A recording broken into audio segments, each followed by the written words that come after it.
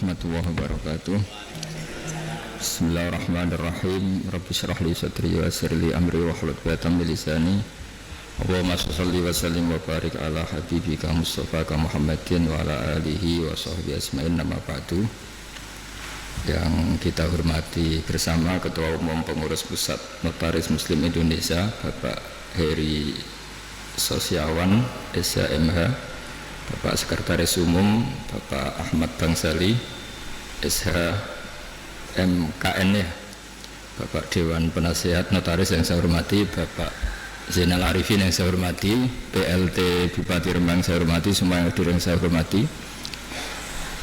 Kita akan ngaji fikih tentang notaris. Tadi yang diceritakan Pak Arifin itu sisi baiknya, tapi tadi saya bisik-bisik sama Pak Imam itu bisa nggak dipakai bodoni, ya bisa kan. Ya memang lembaga apa saja itu bisa dipakai nipu ya. Agama ya bisa dijual, kekerasan yang bisa dijual, kelemah lembutan yang bisa dijual. Jadi ibu-ibu ini yang cantik-cantik itu kalau ketemu orang tuh malah kesunatan tuh judes. Jadi dalam fikih itu kalau orang cantik itu haram lemah lembut, harus apa? Judes. Judes. Jadi dalam sebuah ayat diterangkan, ya nisa an-nabi lastunna ka ahadim minan nisa ini taqaitunna fala takhda'na bil qaul. Jadi di antara aturan perempuan itu kalau dia cantik, kalau ketemu lelaki itu tidak boleh bersikap lemah lembut. Karena kalau lemah lembut, pikiran lelaki yang nakal itu dianggap mau. Jadi makanya punya istri judek itu berkah. Karena agak diganggu tetangga. Yang repot tuh judes sama suami, ramah sama yang lain, itu masalah itu. Aman lah. Nah begini ya tentang notaris atau tentang penulisan ya. Di antara yang diyakini para ulama, awwalu ma khalaqallah, pertama yang diciptakan Allah itu al-qalam. Qalam itu pena. Karena semua fakta sejarah itu butuh pencatatan. Dan kalam ini yang mencatat semua peristiwa yang mulai alam ini diciptakan sampai hari kiamat. Semuanya sudah dicatat oleh Allah Subhanahu wa taala. Lalu pencatatan ini untuk apa? Kalau para malaikat ini nanti supaya kita tahu bahwa apa yang terjadi di dunia atau di sistem hukum modern sebetulnya lebih dulu di sistem Lauh Mahfuz. Malaikat itu yang nanti di langit itu hanya merujuk catatan, jadi tidak ketemu kita. Makanya nanti ukurannya itu catatan amal itu dikasihkan. Kalau kebetulan itu baik, delalah itu corong Jawa delalah, kita nerimanya pakai tangan kanan. Kalau buruk catatan itu kita nerima dengan tangan kiri, masih lumayan, ini buruk yang medium. Kalau buruk banget sudah nerimanya tangan kiri, kita menerimanya dengan memunggungi yang ngasih. Jadi sudah disimali masih waro apa? Itu kan pelecehan. Sudah nerima pakai tangan kiri, cara nerimanya dengan memunggungi. Nah, artinya kalau orang modern bilang catatan itu penting untuk sebuah bukti atau akte itu penting untuk legalitas hukum atau apa saja, sebetulnya Allah mengelola alam ini mulai dulu itu sudah pakai catatan. Jadi masyhur itu kita mungkin hafal, ini tak carikan ayat-ayat yang mungkin Mas Arifin biar gampang hafal tuh, yang juz 30 saja. Hafal 30 juz atau juz 30? Ini pendereknya Mas saya, Mas Arwani, ini penderek Mbah Mun, tapi kayaknya tidak meyakinkan hafal Quran apa enggak kayaknya. Wa inna alaikum lahafidhin, tersama kiroman katibin, terus ya'lamu nama taf'alun. Jadi semua itu berdasar catatan. Terus catatan itu dikasihkan. Ketika dikasihkan itu catatan itu berdasar apa? Lah saking baiknya Allah itu kalau baik ditulis 10, kalau buruk ditulis apa? 1. Tapi banyak ulama yang menghentikan begini. untuk diterima sebagai baik itu banyak syaratnya. Misalnya sedekah, materi yang diberikan harus thayyibah, harus baik, dari pekerjaan yang apa? Halal, dengan niat yang baik, yaitu ikhlas. Jadi baik itu memang ditulis 10, tapi catatannya agak banyak, aturannya agak banyak. Nah, buruk itu ditulis 1, tapi nggak ada catatan. Sama nggak bisa misalnya habis malam terus saya tidak dosa, tadi saya tidak ikhlas itu. Tidak bisa. Habis korupsi, insya Allah korupsi saya nggak diterima Allah, dan saya nggak ikhlas itu. Tidak bisa. Sementara sholat itu ditulis 10, tapi untuk menjadi sah itu catatannya banyak. Ya, misalnya saya ini kecelok kiai, terus kalau jadi imam terus sholat nggak khusyuk kan malu. Akhirnya ya khusyuk saya ini mu'allal, ada penyakitnya karena demi jaim, jaga apa? Imam. Kayak saya misalnya bupati kok nggak ngomong kesejahteraan rakyat itu kan ya malu, akhirnya ngomong. Apa betul hatinya gitu apa enggak? Nggak tahu. Jadi ribet. Untuk kebaikan itu ribet. Saya kiai ngomong agama ini demi penjelasan agama apa profesi apa cari keuntungan juga nggak pernah tahu. Sehingga agama ini tidak hanya ngeritik orang fasik tapi yang ngeritik ulama. Sehingga Imam Ghazali itu ngarang Ihya itu diantara juz-juz awal itu ngeritik ulama, itu aneh. Kenapa itu aneh? Karena uang Imam Ghazali itu ulama, kok karangannya justru ngeritik apa? Ulama. Karena agama ini datang untuk membenahi semua. Saya ulang lagi, agama ini datang untuk membenahi semua, termasuk membenahi sistem keulamaan. Di antaranya aturannya adalah ilmu itu harus tercatat. Jadi notaris itu nggak boleh bangga, sebetulnya itu mengikuti tradisi tertua dalam sejarah alam raya ini. Awwalu ma khalaqallahu itu al-qalam. Ya tentu di atas itu semua ada Nur Muhammad SAW, tapi ini kita bicara al-qalam. Nah, kenapa semuanya harus tercatat? Saya sedikit cerita. Banyak ulama yang berpendapat, pertama yang bikin kolam yang bisa memanfaatkan atau menggunakan alat tulis itu Nabi Idris. Itu beliau nulis terus. Sehingga beliau itu warfa'na humatanan aliyah, termasuk Nabi yang punya derajat yang tinggi karena jasanya itu suka nulis. Nah, akhirnya ini saya cerita ilmu keahlian yang saya tekuni, keahlian disiplin yang saya tekuni.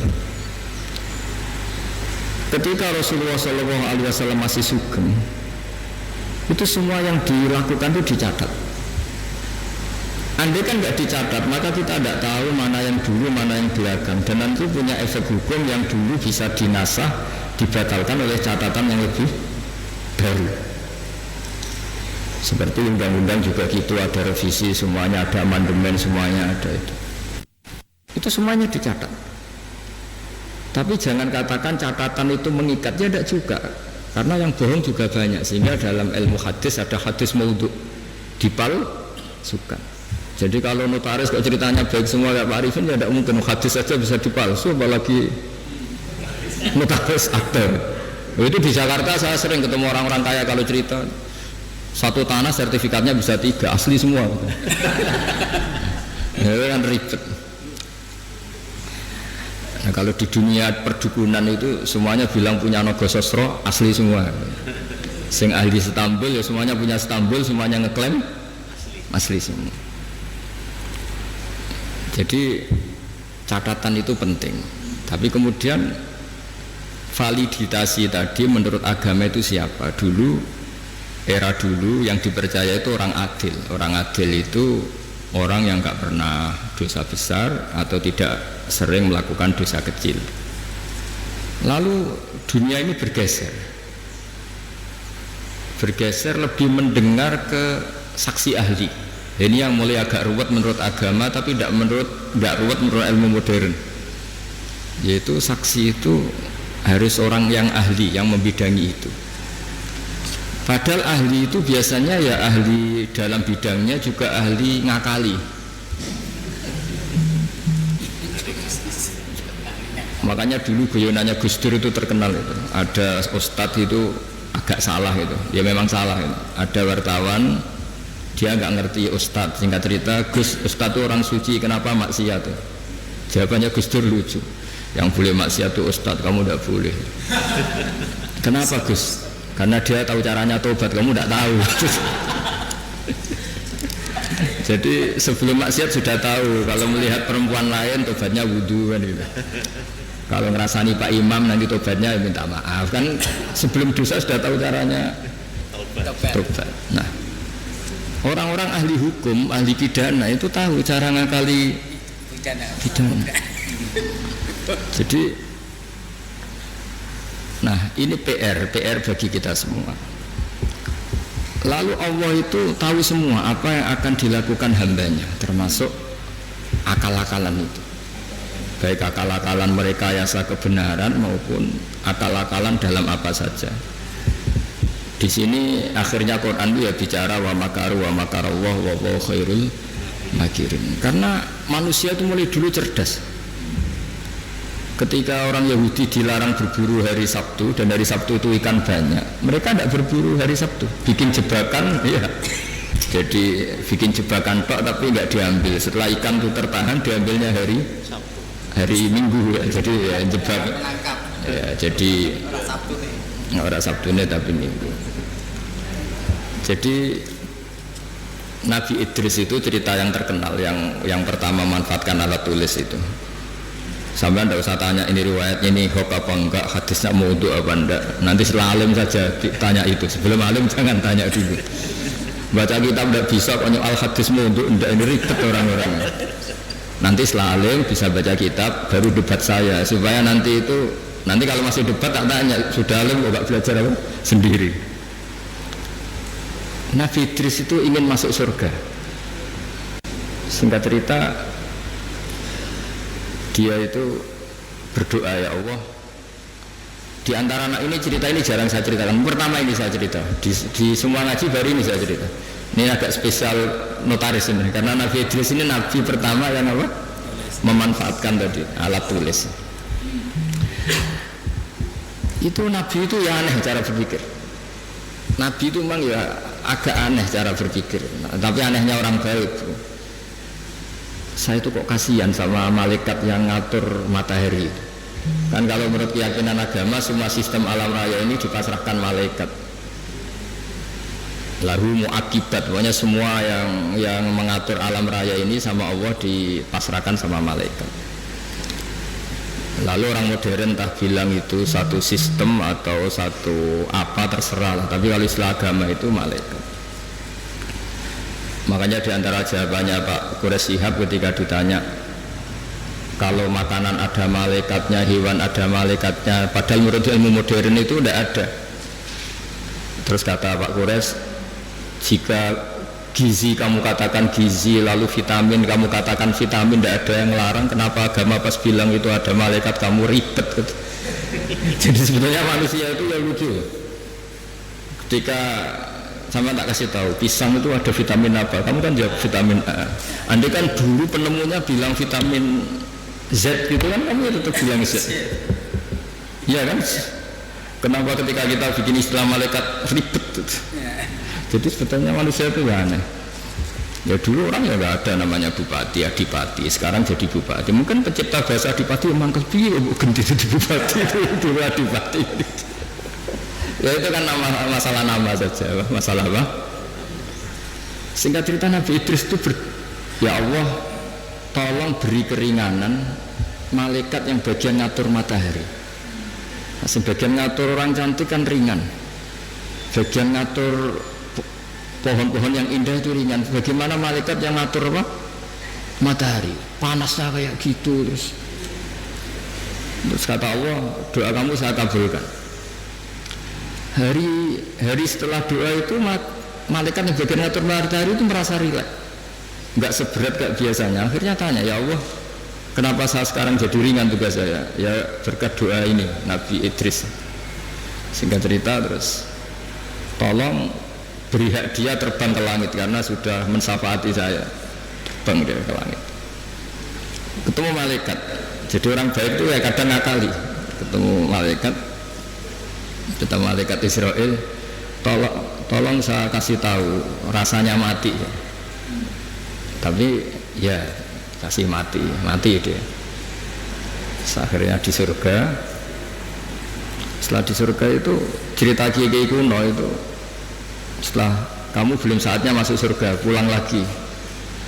Terus kata kiai kuno itu, sandalnya ditinggal satu.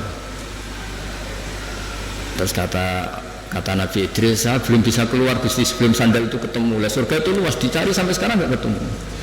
Makanya warfa'nahu makanan aliyah itu ada ulama mengatakan di antara nabi yang nggak meninggal selain Nabi Isa itu Nabi Idris, karena beliau sekarang itu masih tertahan di surga nyari sandal. Nah, itu ya gara-gara ngakalin malaikat Israel akhirnya mangkel. Ini kan orang belum mati, tadi kan mintanya mati itu uji coba, kenapa mati betulan terus gak mau kembali. Ini cerita ya. Jadi Allah itu saking baiknya, kadang-kadang kesaksian orang yang agak-agak nipu itu ya diterima. Dulu itu ada orang saking percayanya hadisnya Nabi. Ini cerita nyata itu, tapi saya tidak ingin dijadikan syariat. Ada orang tuh saking percaya sama hadisnya Nabi, dalam hal itu bagus, tapi dia harus nipu untuk mengaplikasikan itu. Yaitu ada hadis, siapa yang mati disaksikan orang sekian, dia orang baik, maka dia akan masuk surga. Dia itu enggak orang baik sama sekali, akhirnya nyewa orang. Pokoknya nanti kalau saya mati, kamu harus bilang saya ini orang baik. Nyewa. Dia kali. Iya, supaya punya akte bayar. Tapi tidak tahu kalau contohnya itu tidak tahu. Semoga itu tidak terjadi. Atau kalau terjadi ya semoga tobat. Akhirnya itu bayar betul. Dari rumah sampai kuburan ya orang-orang ini iya lah gitu. Ini orang baik, ini orang baik. Ya khair tersebut. Itu diampuni sama Allah. Allah bukan nilai bayar nyuapnya, tapi nilai wong itu percaya nih beda Kanjeng Nabi. Salah hadisnya. Jadi orang itu mempunyai sisi aneh. Jadi sudah tahu kalau yang legal formal notaris, ya sudah berusaha dapat notaris. Di satu sisi mengaku ini legal formalnya hukum harus punya akte. Supaya jadi dari segi ngaku itu legal formal yang diakui negara bagus, tapi dari segi cara mendapatkannya ini yang masalah kan. Jadi ya ini cerita aja. Saya ini tidak termasuk dia yang bisa disuap. Artinya kalau mau ngomong ya ngomong aja. Terus diundang notaris, terus muji-muji terus ya enggak, itu mari tidak adil gitu ya biasa. Jadi sama Allah dimaafkan. Bukan nilai apa tadi uangnya, tapi nilai dia percaya sama bahwa yang disaksikan orang sekian tuh masuk surga. Jadi kita tidak pernah tahu cara pandang Allah, dan ini harapan ya bagi kita semua yang sering salah. Mungkin tidak sekedar pernah salah, saya ini sudah jujur sering salah, sehingga di teks hadis mangkulu bani Adam khotoun wa khairul khotoin at-tawwabun. Setiap dari Bani Adam itu sering salah. Khotok itu bukan khotik. Kalau bahasa Arab itu ghafir itu mengampuni. Kalau ghafar sering ngampuni. Wahib itu pemberi. Kalau wahab sering memberi. Makanya kalau bahasa Arab itu kalau diikutkan wazan fa'al itu mubalaghah. Masih ingat ya? Masih maju masih. Ya, masih maju dia. Jadi itu kadang-kadang hubungan manusia dengan Allah itu kita tidak pernah tahu. Dan Allah itu unik, kadang itu kalau dicatut itu kadang ya suka, kadang ya tidak suka. Kita tidak pernah tahu karena Allah itu yaf'alu ma yasha. Pernah ada seorang yang nakal lah, preman lah, nginjek orang yang sedang sujud. Kita kan sepakat yang nginjek itu salah. Kita pasti sepakat yang nginjek itu salah. Kemudian yang sujud ini entah saking nyuwun sewu bodohnya karena dia ada orang alim, atau saking emosinya bilang gini,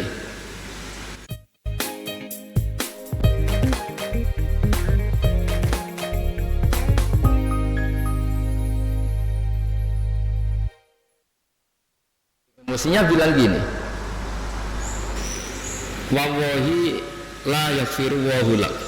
Demi Allah, Allah tidak akan ngampuni kamu. Ini pelajaran bagi kita semua. Terus Allah mewahyukan, ini ada di Sahih Muslim, Allah mewahyukan sama Nabi di era itu. Kulli fulan, katakan pada fulan itu yang sujud, yang soleh ini.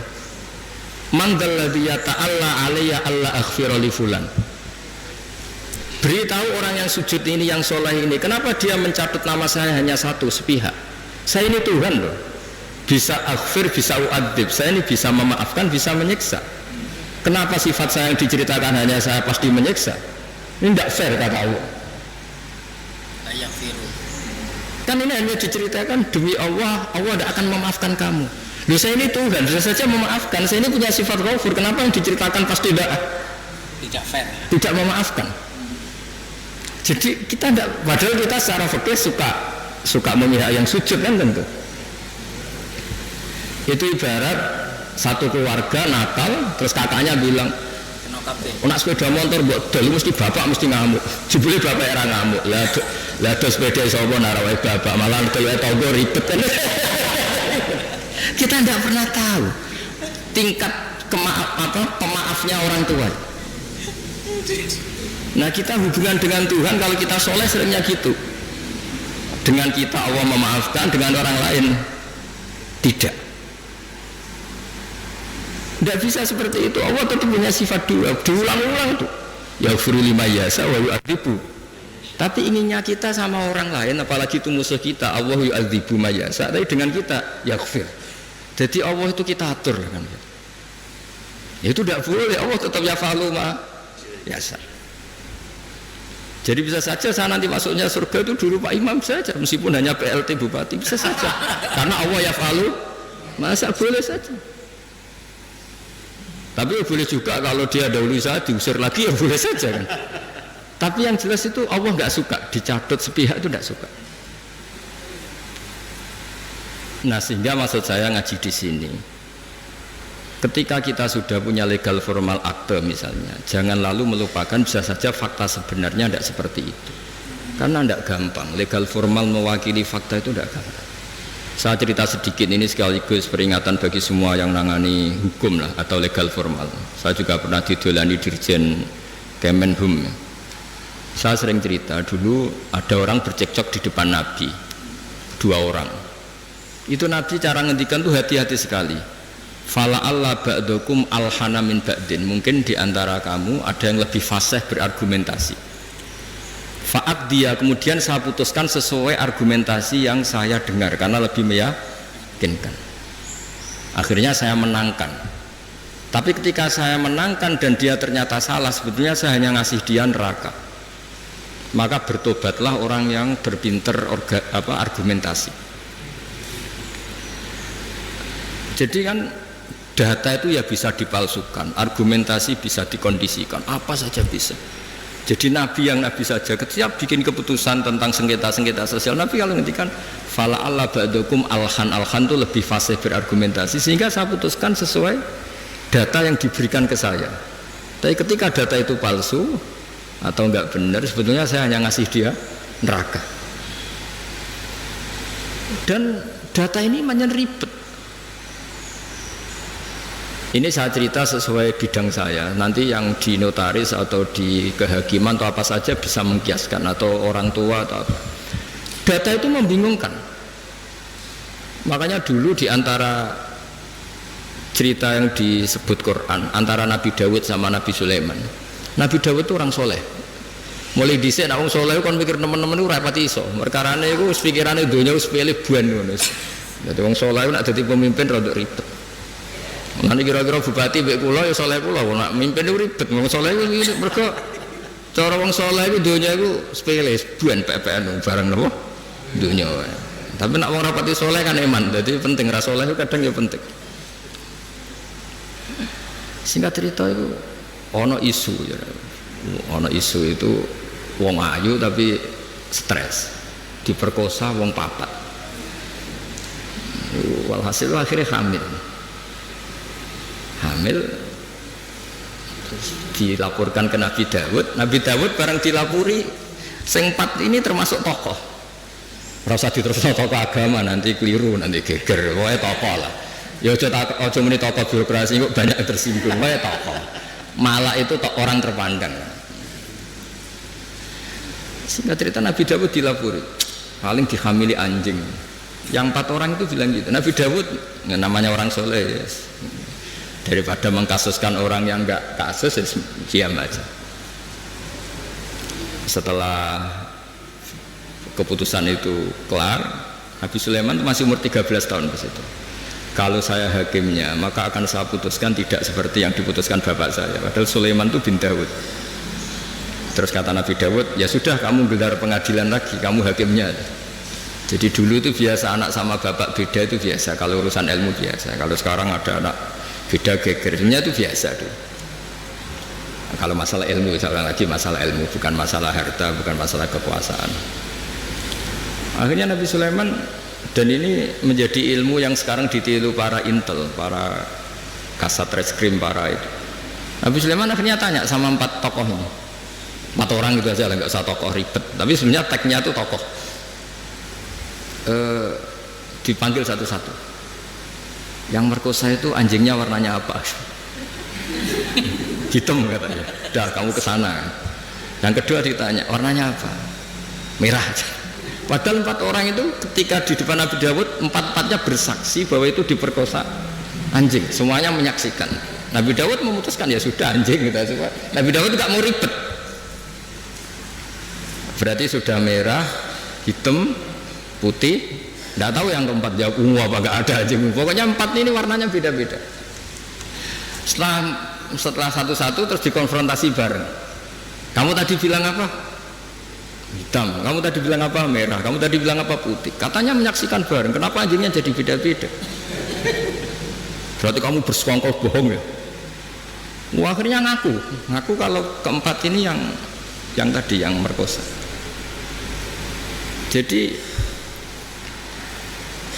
apa ya? Menghakimi itu tidak gampang. Sehingga di Quran itu kalau Allah muji Nabi Dawud itu hanya dipuji kebaikannya, diantaranya inna sakharna ma'hul jibala yusabbihna seterusnya. Tapi ketika masalah hukum kata Allah fafahamnaha Sulaiman wa kullan atayna hukmau wa ilma. Jadi kalau masalah kecerdasan memberi hukum itu kata Allah fafahamnaha Sulaiman, cerdas anaknya.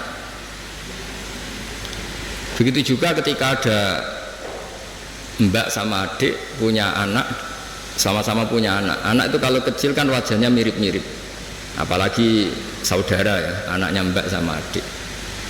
Singkat cerita di tengah hutan itu dimakan oleh serigala.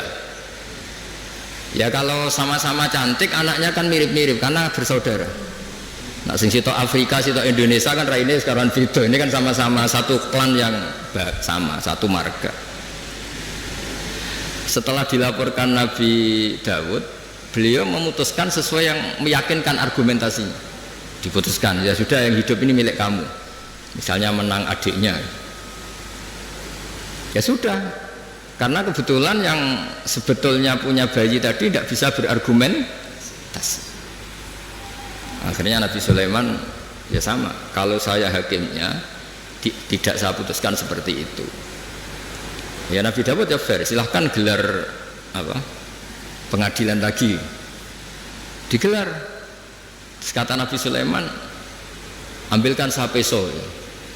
Daripada 2 bersaudara ini bersengketa, bayinya dipotong 2 ya, dibagi katanya. Ini yang mbaknya ini yang tadi kalah itu langsung spontan, tidak, itu tidak bayi saya, silahkan dikasihkan adik saya. Sing adiknya tenang saja. Terus adiknya ditanya, kenapa kamu tenang saja ya? Kalau adiknya harus dibagi. Akhirnya dimenangkan mbaknya. Pikirannya Nabi Sulaiman, membiarkan bayi dipotong 2 itu tidak naluri seorang ibu, mesti jadi kira bener. Sing mbaknya karena ingin bayi ini nggak dipotong sampai rela dikasihkan orang lain, sementing bayi saya hidup. Ini naluri seorang ibu. Nah, ini kepintaran Sulaiman. Jadi dia memanfaatkan psikologi untuk memutuskan siapa yang. Sebetulnya di notaris, di kehakiman bisa pakai teori itu. Ono wong kok oleh ngajakno permohonan wis bulat wis. Sajane wis alamat wis. Karena kata Nabi itu semua riwayat mengatakan al-haqqu sahlun, kebenaran itu nyaman. Bawaannya kebenaran itu nyaman. Ditanyakan tetangga-tetangga yaitu miliknya, ditanyakan kerabatnya yaitu miliknya. Tapi kalau barang nggak bener itu mesti mubang. Kan harus ngambil data-data yang nggak valid divalid-validkan yang atas. Sebenarnya kalau barang hak itu pasti gampang. Tapi masalahnya selalu ada orang yang pintar berargumen. Nah, makanya terus ada aturan tadi al-bayyinatu alal mudda'i. Jadi mudda'i itu orang yang mengklaim itu harus lebih punya apa? Bukti. Tapi lagi-lagi ini masalah-masalah yang kita di zaman akhir itu kemudian ada profesi yang kadang-kadang nyuwun sewu keahlian itu lebih dipercaya ketimbang kesolehan. Saya itu kalau boleh komplain itu ya komplain, tapi SKBU takdir. Misalnya ini contoh ya yang terkait kita nekuni agama. Kita ini tentu suka bela orang soleh itu suka. Kalau saya nuruti ghirah diniyah itu bela orang soleh itu suka. Tapi kita juga harus tunduk sama sifatnya Allah Ta'ala itu wa yaghfiru liman yasha. Juga kita harus tunduk bahwa Allah bisa saja mentobati siapa saja, kapan saja. Jika Nabi itu kalau disuruh masuk nama munafik itu ya nggak mau. Bisa saja Allah itu aradawahu bi khair entah kapan. Kayak apa bencinya Nabi sama Wahsy karena membunuh orang paling dicintai Nabi itu Qatilu Hamzah. Tapi malah Wahsy dikasih apa? Tobat sama Allah. Makanya kata Imam Ghazali, berapa orang sing sabbal anbiya akhirnya yatubu alaihim. Itu yang akhirnya iman sama Nabi itu dulu orang-orang yang pernah ingin bunuh Nabi. Iya, Abu Sufyan itu yang mimpin perang Uhud Abu Sufyan, mimpin perang Badar Abu Sufyan. Tapi akhirnya tobat jadi mertuanya Nabi. Sehingga kita ini atas nama agama juga inginnya bela orang soleh mati-matian. Tapi atas nama agama juga memberi harapan kepada orang yang sedang fasik karena banyak cerita mereka itu tobat. Sehingga kalau kita atas nama ilmu ya sudah mengikuti cara Allah ngendikan. Misalnya liyadzawwa shadiqina bisidqihim wa yu'adzibal munafiqina ya insa'a aw yatuba. Sudah kita harus ngomong 2 kali. Allah menyiksa orang munafik itu ya insa'a kalau Allah ingin, aw yatuba atau Allah memberi tobat. Jangan karena kita marah seakan-akan orang itu pasti kena siksa. Tidak mesti juga, bisa saja Allah ngasih ampunan.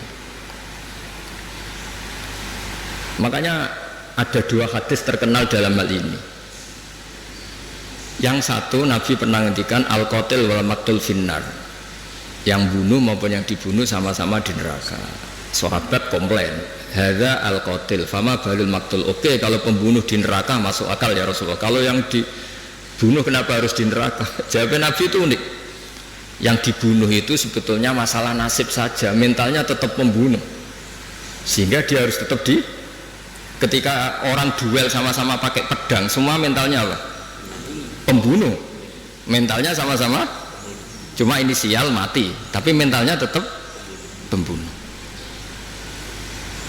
Sehingga dengan dihitung niatnya ini, ya sama-sama harus di neraka. Al-qatil wal maqtul finnar. Tapi Nabi pernah ngendikan juga, suatu saat saking rahmatnya Allah, al-qatil wal maqtul sama-sama happy di surga, sama-sama senang di surga.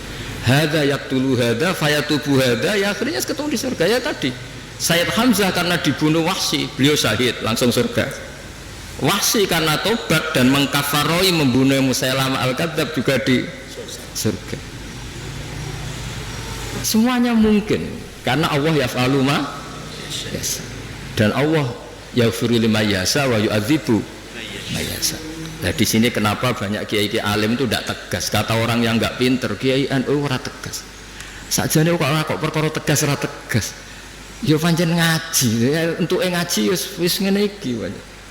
Ini bukan urusan tegas tidak tegas, pancen untuk ngaji kabeh ora mesti.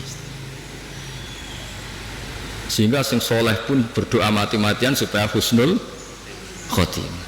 Kita mungkin saudaranya itu 5. Ternyata mungkin di antara mereka ada yang cara mendapatkannya itu coro Jawa menang-menangan. Ya kan kita tidak pernah tahu.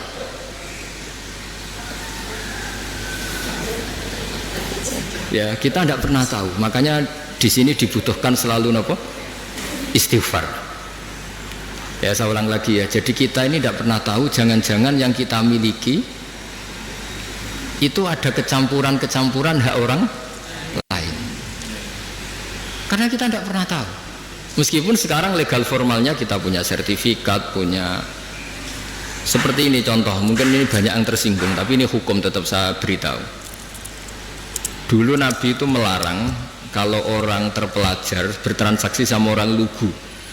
Dalam ilmu ekonomi itu layabi hadirun libadin. Orang terpelajar itu nggak boleh transaksi sama orang lugu. Karena bawaannya itu mesti ngakali. Bawaannya itu mesti ngakali. Terus naha Rasulullah antalakir rukban. Nabi itu melarang secara ekonomi penjual dari kampung-kampung itu dicegat sebelum masuk pasar. Jadi Nabi inginnya orang yang bawa sapi itu sampai ke pasar sapi supaya ngerti harga pasar.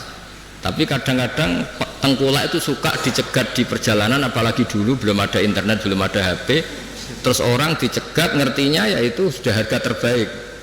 Padahal itu harga paling murah. Itu sehingga naha Rasulullah antalakir rukban. Terus di kitab Fathul Mu'in, ini dengerin semua maklar-maklar ini supaya tobat. Di Fathul Mu'in itu walayasihu bi'ul fuduli, jual belinya maklar itu enggak sah di kitab Mu'in.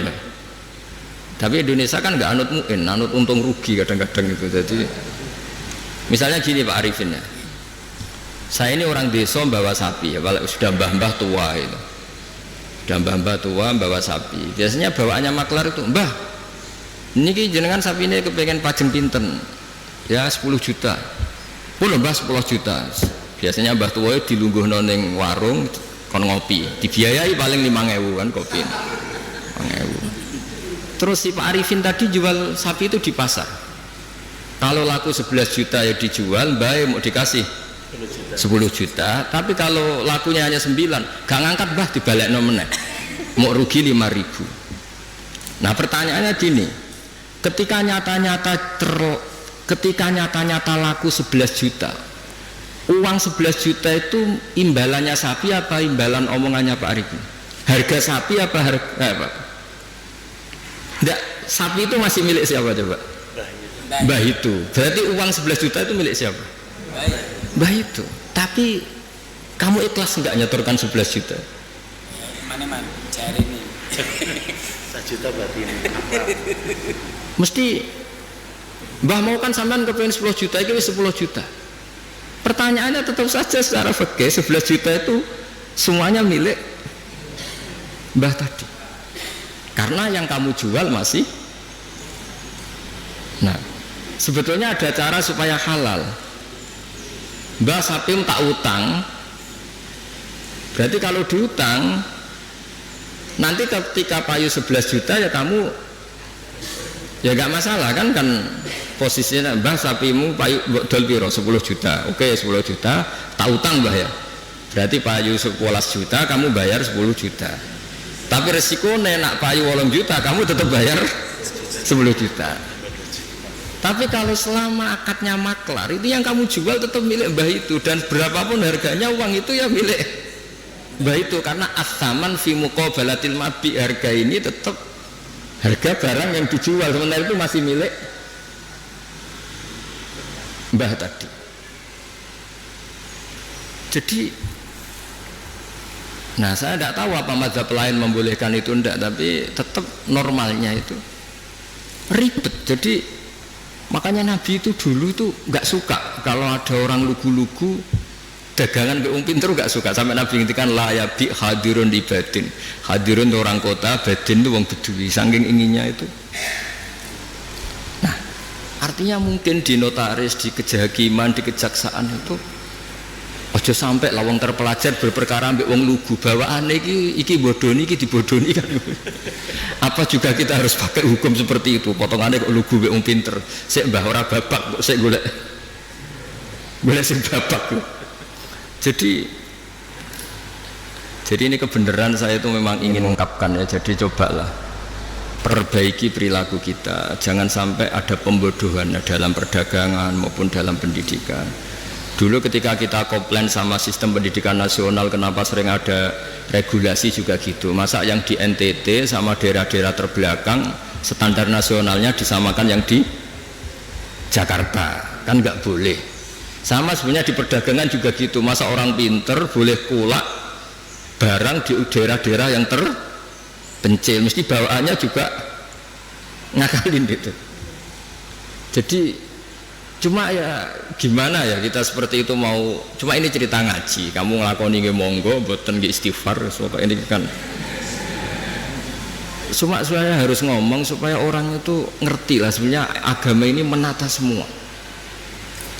Soal kita tidak bisa melakukan itu ya kita istighfar, tapi agama ini sudah mengatur semua supaya sistem ini supaya mengayomi. Kan kula niku angger ana wong desa ngoten. Kadang-kadang kula kan kecelok kiai gede lah, kadang-kadang wong ya kepengin Gus kula niku duwe tanah sak menten teng daerah niki dol ku regane murah. Ayo mending sampean es pinter ae dagangan ribet pinter sik. Karena sampean wis butuh duit tenan nulung malah rapopo gak ribet sanggep ae hibah kek-kekan mergo ribet. Lah saiki ora ngomong di dhuwit iku seneng wong desa tetep goblok. Dan tetep kena di akal. Makanya kadang-kadang nyuwun sewu dinas pariwisata barang nggak harus istighfar. Mesti istighfar itu gini, kadang-kadang nyuwun sewu juga yang wisata. Yang wisata nak ditakoki, kenapa kamu suka main di daerah ini? Saya seneng, masyarakatnya masih tradisional. Oh, sejak adol serabi isu-isu. Mereka ini bangsa kita yang juga ingin maju, tapi sing tukang wisata seneng nak mereka tetap desa jadi gue tontonan, bukan gue objek. Kita ini katanya mau mengentaskan dari yang nggak terpelajar menjadi terpelajar. Kadang-kadang manusia pedalaman nyun sewu tinggal tontonan, manusia pohon tinggal. Udahlah, kiai ya istighfar, saya sebagai ulama juga istighfar, semuanya istighfar. Bahkan Nabi yang sempurna, yang maksum, yang nggak pernah salah pun menganjurkan semua orang itu harus tetap istighfar. Tapi kamu misalnya benci dinas pariwisata ya keliru-kelirnya tadi. Awal mereka terakses oleh publik ya gara-gara ini. Dan barokahnya terakses ini suatu saat anak-anak pedalaman ini akhirnya terbelah. Kita tidak pernah tahu hikmahnya. Jadi pokoknya semuanya terus butuh istighfar. Nggak bisa ndak. Ya misalnya secara legal formal Pak Imam ini PLT Bupati Rembang, mimpin Rembang. Tapi secara hukumnya Allah misalnya, jangan-jangan kamu pimpin tuh wali, orang wali mimpin wali kan ya kurang ajar misalnya. Jadi hukumnya semua hukum ya ribet kan menurut hukum gitu. Tapi ya sudah kita ya ikhlas wae dipimpin panjenengan ini aturan dunia gitu. Makanya kalau nanti guyon mbek Pak Ganjar dinanteng dunia mimpin kula sonane akhirat gentenan ya. Karena memang harus seperti itu. Karena jogeman ulama uga wali, jadi seneng dunia dipimpin ya akhirat dipimpin menang ribet. Jadi kudune gentenan oh. Gantian. Nah ini pelajaran bagi kita. Jadi di antara keinginan Rasulullah SAW itu orang-orang yang tertinggal itu sampai masuk pasar Pak Arifin supaya ngerti harga pasar sehingga mereka terpelajar. Sama lihat di bab di Sahih Muslim atau Bukhari itu betapa Rasulullah itu di bab B itu diulang-ulang. Nah Rasulullah antalakir rubban la yabi hadirun libadin. Tapi ini orang sudah mulai lupa, malah seneng kalau ada orang-orang lugu seneng. Kulak ning desa wae ijek murah. Nah, ini kalau apa? Artinya kan kita sebetulnya suka kalau bangsa kita ini dolan ning kono wae masyarakat ijek desa. Seneng. Anak bangsa sendiri, saudara kita sendiri kene wisata dhuwur gubuk, ndelok petani ijek desa nu seneng. Menawa ning atine kena diakali. Nggak sing seneng rabi ya ngono. Rabi ini kan ya murah. Irit. Irit. Aktif ingin. Jadi Rasulullah itu kayak apa hebatnya itu. Jadi di antara yang dilarang Nabi gimana? Orang-orang desa bersentuhan sama orang. Tapi yang dilarang orang kotanya karena ini yang dianggap subjek. Tukang bodoh nih. Nah ini enggak niat nyinggung siapa-siapa tapi cobalah ini ngaji supaya ngerti lah bahwa betapa agama ini mengatur apa semua. Saya kira demikian. Assalamualaikum warahmatullahi wabarakatuh. Terima